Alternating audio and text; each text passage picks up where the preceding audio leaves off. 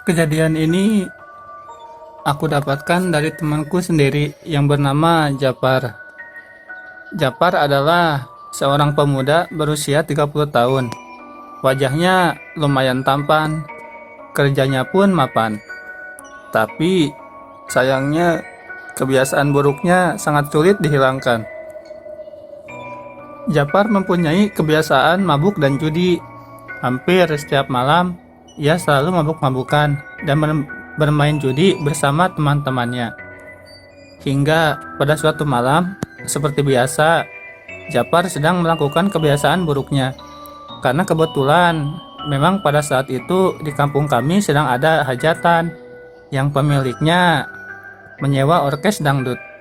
Setelah puas bermain judi, Japar memutuskan untuk pulang ke rumah dengan langkah yang mulai sempoyongan.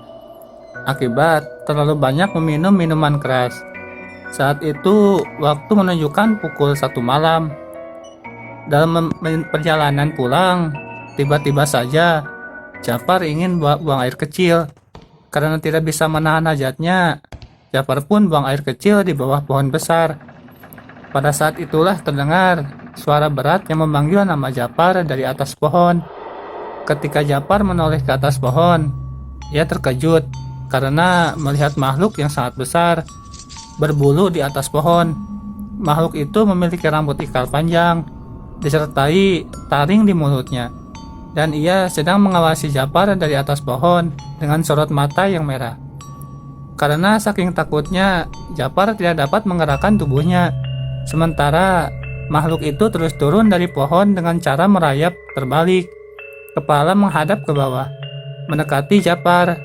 Pada saat kejadian itu, tiba-tiba di pikiran Japar terlintas wajah ayahnya yang sudah lama meninggal.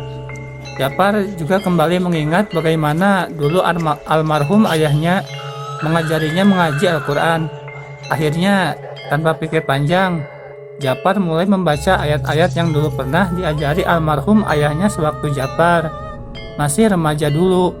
Seketika makhluk yang mau mendekati Japar pun lenyap tanpa bekas. Setelah makhluk itu menghilang, tiba-tiba tubuh Japar kembali bisa digerakkan. Japar pun segera bergegas untuk meninggalkan tempat itu. Teror masih berlanjut.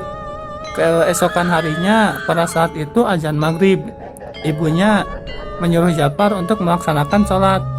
Tapi Japar tidak menggubris perintah ibunya, malah tetap asik bermain handphone.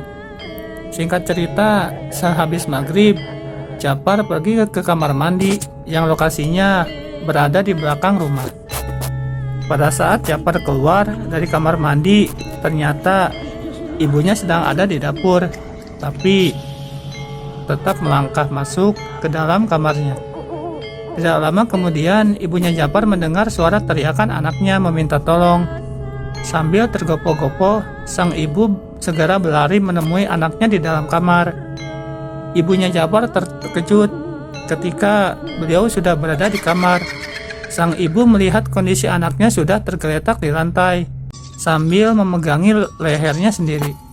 Kepada sang ibu, Japar mengaku lehernya dicekik oleh makhluk yang ia lihat kemarin waktu sedang buang air kecil di bawah pohon. Ibunya pun panik dan segera memanggil warga untuk meminta tolong. Untungnya, warga segera datang dan menyelamatkan Japar. Tapi sayangnya, para warga beserta ibunya Japar tidak bisa melihat langsung sosok makhluk yang sedang mencekik Japar. Hanya orang yang mempunyai mata batin yang bisa melihatnya. Akhirnya warga sepakat untuk memanggil Kiai Kosim, kiai yang terkenal paham dengan dunia supranatural di kampung kami. Lalu Pak Kiai menyarankan untuk mengangkat tubuh Japar dan dipindahkan dari kamar ke ruang tengah. Dengan dibantu doa dari Kiai Kosim, alhamdulillah Japar terbebas dari cekikan makhluk tersebut. Dan akhirnya terungkap penyebab Japar mengalami hal itu karena sosok jin penunggu pohon besar yang tersinggung atas ulah Japar yang mengencingi rumahnya. Dan jin itu juga tidak suka pada orang yang berjudi serta mabuk-mabukan. Sampai akhirnya jin tersebut pun mengikuti Japar sampai ke rumah. Setelah kejadian itu, Japar mengaku kapok dan tak mau lagi berjudi. serta mabuk-mabukan. Sekarang ia lebih mendekatkan diri pada Tuhan dan uang gajinya tidak lagi ia pergunakan untuk jalan haram, melainkan ditabung untuk masa depannya ketika ia menikah nanti.